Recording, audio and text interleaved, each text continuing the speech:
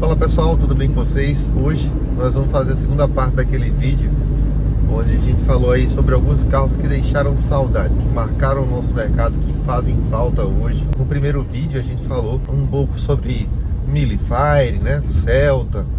Juntamente com eles entraram aí carros como Gol, Palio, os nossos saudosos carros populares. E aí a gente conversou um pouco sobre a relevância e a estratégia que fazia com que esses carros tivessem tanta aceitação e tem até hoje a saudade assim do consumidor, né? Pessoas que realmente precisavam desse carro para usabilidade diária, para trabalhar, para um uso de custo mais enxuto. Muito embora a gente sabe, claro, que em troca dessa parte acessível dele se escondia também um carro um pouco mais inseguro de se usar. Hoje a gente vai subir um degrauzinho a mais e nós vamos conversar um pouquinho sobre outros carros que também fazem muita falta no nosso mercado, porém em uma categoria mais acima. E eu vou começar com um carro que teve uma vida bem curta, que foi o Toyota Etios. Eu lembro que lá por volta de 2012 eu vi a notícia do lançamento desse carro, eu vi as primeiras fotos desse carro, eu fiquei abismado com a coragem da Toyota de trazer um carro tão esquisito de visual. Eu comecei a ver os itens que aquele carro trazia de equipamento e eram poucos assim. Para você ter ideia, o primeiro Etios ele era bem espartano, numa época em que os seus concorrentes já tinham controle de acionamento do alarme, né, de destravamento de portas. A primeira versão do Etios você precisava colocar a chave essa que nem canivete era, por sinal. Aquela sensação de retroceder em coisas que já tinham sido mudadas no nosso mercado. E para completar com o que a gente já tinha visto na parte externa, lá dentro o cenário era ainda mais controverso. Painel aqui central, com os ponteiros esquisitos, com um mostrador de combustível minúsculo, tudo assimétrico, os difusores de ar-condicionado posicionados um em cima do outro. Então, para ser bem sincero, foi um carro que eu olhei assim pela primeira vez com muito espanto e achei uma ousadia da Toyota em fazer um produto naqueles moldes, né? Mal imaginava eu que isso fazia parte de uma estratégia tão complexa ali da Toyota que viria a se revelar ao longo dos anos. É claro que com o tempo a Toyota notou que pegou pesado demais, acabou reformulando algumas coisas nessa receita, né? O carro foi ficando mais refinado com o tempo, foi ganhando mais alguns itens, foi melhorando algumas coisas que vão do acabamento a nível de equipamentos, mas de qualquer forma o Etios nunca chegou a ser um primor de equipamentos, mesmo aí até o fim da sua produção aqui no Brasil. Aliás, perdão, até o fim da sua comercialização aqui no Brasil. Já eu explico. Então, aos poucos, a Toyota foi conquistando seu público de carros de entrada, né? Afinal de contas, é a primeira vez que a Toyota se posiciona no mercado com um carro de entrada, um carro que, mesmo naquele tempo, a gente já não podia chamar de popular. O Etios nunca chegou a ser um carro barato, mas era aquele carro de entrada que finalmente a Toyota decidia lançar no mercado para atender outros públicos que não fossem a partir do Corolla. Veja que mudança de perfil que ela apresentou, né, nesses últimos anos, tendo por tantos anos o Etios, depois ainda lançou o Yaris, que infelizmente não chegou ainda a ter o mesmo sucesso que o Etios, né? Tá tendo uma dificuldade grande de encaixe no mercado, muito embora seja um excelente carro também. E quais foram os principais itens que conquistaram os donos de Etios e fizeram com que esse pessoal só ficasse trocando ali, ó, de Etios para Etios, né? De ano após ano, passava 2, 3 anos, trocava no novo.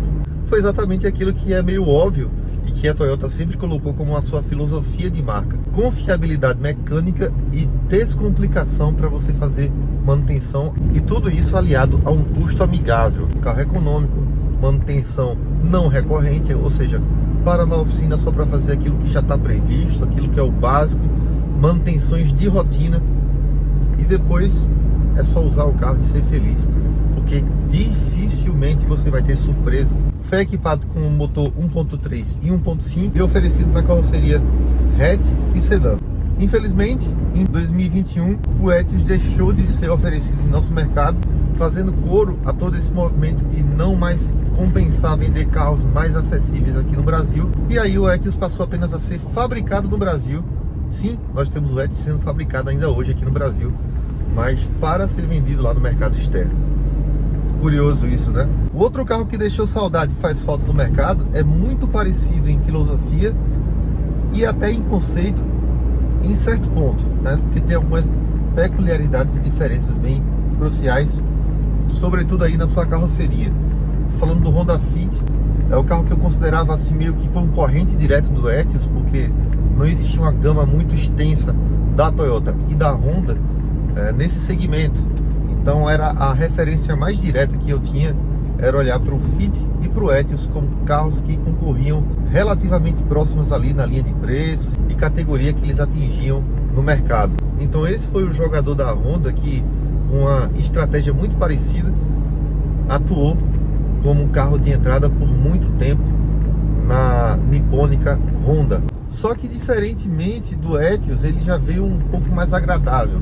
O primeiro Fit teve um design questionável, mas ele veio com acabamento para sua época, é um carro mais antigo, então para a sua época ele veio com itens interessantes e teve uma boa evolução. Inclusive o primeiro Fit veio com um design meio polêmico, né? Meio questionável, meio controverso, era bem específico. Aliás, parece que as japonesas gostam de brincar com isso em seus carros mais de entrada, né? Mas a Honda, com o tempo, foi mudando essa história, né? Deu uma considerável melhorada no design do Fit, deixou ele mais agradável. Claro que não foi uma aprovação tão grande como a gente teve com o New Civic, né? Um sedã e tal, mas ainda assim começou a conquistar mais pessoas ao longo de sua vida.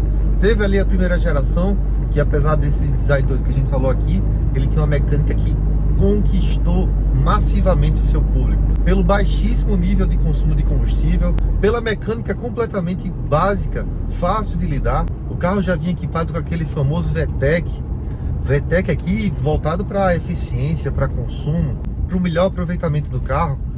Então esse carro conquistou muito o seu público. Quer ver outra coisa que o Fit foi campeão em conquistar o público? Espaço interno.